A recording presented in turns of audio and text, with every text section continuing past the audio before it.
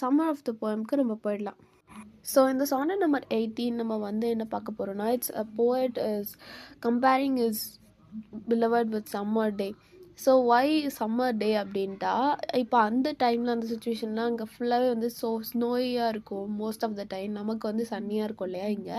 So அந்த மாதிரி இருக்கிற சுச்சுவேஷன் அங்கே வந்து ஒரு சன்னி டே அப்படின்றது வந்து ஒரு வார்ம்த்தான, ஒரு பியூட்டிஃபுல்லான, ஒரு ஒரு என் ஒரு ரெஃப்ரெஷ்மெண்ட்டான டேவாக இருக்கும். ஒரு இயர் வந்து ஒரு கோல்டான ஒரு இது என்விரான்மெண்ட்டில் இருக்கும்போது is comparing his beloved with ஒரு சம்மர் டே.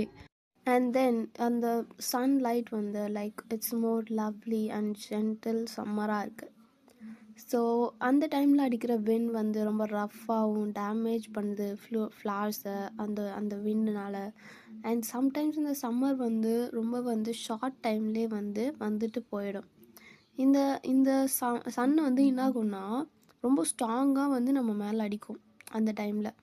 ரொம்ப அதே டைமில் அது வந்து என்ன ஆகணும், சன்னுக்கு பின்னாடி ஹைட் ஆகிடும்.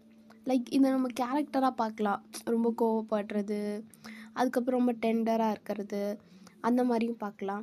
அந்த நேச்சர் பியூட்டி ஃபேட்ஸ். நேச்சரோட பியூட்டி நேச்சுரல் பியூட்டி வந்து ஃபேட் ஆகலாம் டைம் அண்ட் சான்ஸோட. பட் அவங்களோட பிலவட் பியூட்டி வந்து ஃபேடே ஆகாது.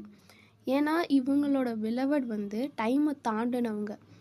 டெத்தையே வந்து கிளைம் பண்ண முடியாத அளவுக்கு டைமை தாண்டினவங்க. ஏன் அப்படின்னா இவங்க இந்த பிலவடை பற்றி இந்த போயமில் இவர் வந்து பேசியிருக்கார் இல்லையா. So as long as people வந்து இந்த உலகத்தில் வாழ்ந்துட்டுருக்க வரைக்கும் இந்த போயம் இருக்கும். இந்த போயம் இருக்கிற வரைக்கும் அவங்களோட பிலவடும் இட்டர்னலாக இருப்பாங்க, இம்மோர்டலாக இருப்பாங்கன்னு சொல்கிறாங்க. So as long as people live and read, as long as human eyes can see, Pisces can see, it's mentioning about the sun, okay? And the poem will live and make the beloved immortal. So this is the summary. So இதை வந்து நம்ம ஒரு அனாலிசிஸாக break பண்ணி பார்ப்போம். First நம்ம tone analyse பண்ணுவோம். அது ரொம்ப அட்மைரிங்கான டோன் இருக்குது, ரொம்ப கான்ஃபிடெண்ட்டாக வந்து ப்ரெசென்ட் பண்ணுறாரு.